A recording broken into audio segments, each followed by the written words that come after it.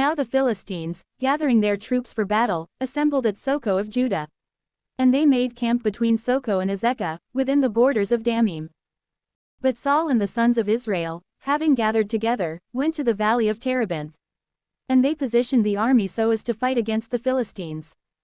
And the Philistines were standing on a mountain on the one side, and Israel was standing on a mountain on the other side. And there was a valley between them. And there went out from the camp of the Philistines, a man of illegitimate birth, named Goliath of Gath, whose height was 6 cubits and a palm. And he had a helmet of brass upon his head, and he was clothed with a breastplate of scales. Moreover, the weight of his breastplate was 5,000 shekels of brass. And he had plates of brass on his lower legs, and a small shield of brass was covering his shoulders. Now the shaft of his spear was like the beam used by a weaver. And the iron of his spear held 600 shekels of iron. And his armor-bearer went before him.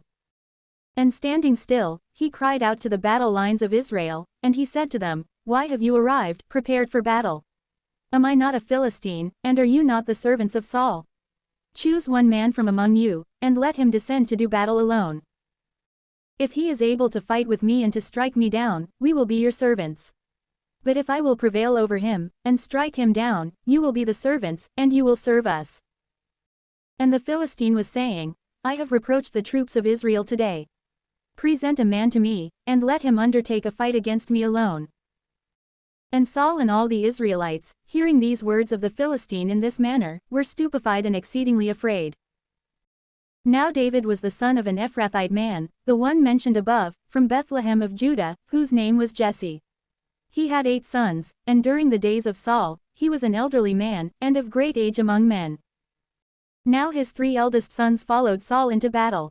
And the names of his 3 sons, who went to the battle, were Eliab, the firstborn, and the second, Abinadab, and the third Shammah. But David was the youngest.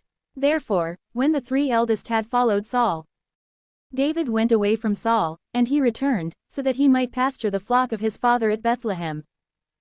Truly, the Philistine advanced morning and evening, and he stood forth, for 40 days. Now Jesse said to his son David, Take, for your brothers, an ephah of cooked grain, and these 10 loaves, and hurry to the camp, to your brothers. And you shall carry these 10 little cheeses to the tribune, and visit your brothers, to see if they are doing well, and learn with whom they have been stationed. But they were in the valley of Terebinth, with Saul and all the sons of Israel, fighting against the Philistines. And so, David rose up in the morning, and he commended the flock to the caretaker. And he went away burdened, just as Jesse had instructed him. And he went to the place of the battle line, and to the army, which, in going out to fight, was shouting in the conflict. For Israel had positioned their troops, but the Philistines also had prepared themselves against them. Then, leaving the items that he had brought under the hand of the keeper of baggage, David ran to the place of the conflict. And he was asking if all was going well with his brothers. And while he was still speaking with them, there appeared the man of spurious descent, whose name was Goliath, the Philistine of Gath, ascending from the camp of the Philistines. And he was speaking in these same words, which David heard.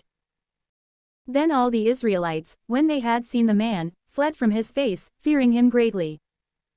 And someone of Israel said, Have you seen this man, who has risen up? For he ascended in order to reproach Israel. Therefore, the man who will strike him down, the king will enrich with great wealth, and will give to him his daughter, and will cause his father's house to be free of tribute in Israel. And David spoke to the men who were standing with him, saying, What will be given to the man who will have struck down this Philistine, and who will have taken away the disgrace from Israel? For who is this uncircumcised Philistine, that he should reproach the soldiers of the living God? Then the people repeated to him the same words, saying, These things shall be given to the man who will have struck him down. Now when Eliab, his eldest brother, had heard this, as he was speaking with the others, he became angry against David, and he said, Why did you come here? And why did you leave behind those few sheep in the wilderness? I know your pride and the wickedness of your heart, that you have come down so that you might see the battle. And David said, What have I done? Is there any word against me? And he turned away from him a little, toward another. And he asked the same question. And the people responded to him as before. Now the words that David had spoken were heard and reported in the sight of Saul. When he had been led to Saul, he said to him, let no one lose heart over him. I, your servant, shall go and fight against the Philistine." And Saul said to David, "You are not able to withstand this Philistine, nor to fight against him. For you are a boy, but he has been a warrior from his boyhood." And David said to Saul, "Your servant was pasturing the flock of his father. And there approached a lion or a bear, and it took a ram from the midst of the flock. And I pursued after them, and I struck them, and I rescued from their mouth. And they rose up against me. And I caught them by the throat, and I strangled and killed them. For I, your servant, have killed both lion and bear. And so this uncircumcised Philistine, too, will be like one of them. Now I will go and take away the reproach of the people. For who is this uncircumcised Philistine, who has dared to curse the army of the living God?" And David said, "The Lord who rescued me from the hand of the lion, and from the hand of the bear, he himself will free me from the hand of this Philistine." Then Saul said to David, "Go, and may the Lord be with you." And Saul clothed David with his garments. And he placed a helmet of brass upon his head, and he clothed him with a breastplate. Then David, having girded his sword over his armor, began to see if he could walk in the armor. But he was not accustomed to it. And David said to Saul, "I cannot move about in this way. For I am not used to it." And he put them aside. And he took up his staff, which he held always in his hands. And he chose for himself 5 very smooth stones from the torrent. And he put them into the shepherd's bag that he had with him. And he took up a sling in his hand. And he went out against the Philistine. And the Philistine, advancing, went and drew near against David. And his armor-bearer was before him. And when the Philistine had seen and considered David, he despised him. For he was a youth, ruddy and of handsome appearance. And the Philistine said to David, "Am I a dog, that you approach against me with a staff?" And the Philistine cursed David by his gods. And he said to David, "Come to me, and I will give your flesh to the birds of the air, and to the beasts of the earth." But David said to the Philistine, "You approach me with sword, and spear, and shield. But I come to you in the name of the Lord of hosts, the God of the armies of Israel, which you have reproached. Today, the Lord will deliver you into my hand, and I will strike you down. And I will take your head from you. And today, I will give the carcasses of the camp of the Philistines to the birds of the air, and to the beasts of the earth, so that all the earth may know that God is with Israel. And this entire assembly will know that the Lord does not save by sword, nor by spear.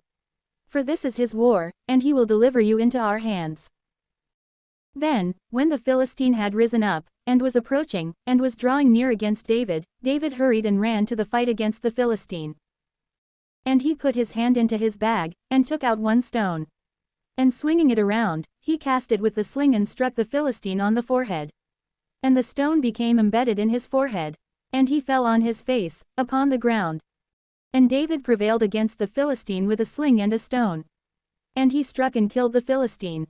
But since David held no sword in his hand, he ran and stood over the Philistine, and he took his sword, and withdrew it from the sheath. And he killed him and cut off his head. Then the Philistines, seeing that their strongest man was dead, fled away. And the men of Israel and Judah, rising up, shouted and pursued after the Philistines, even until they arrived at the valley and as far as the gates of Ekron.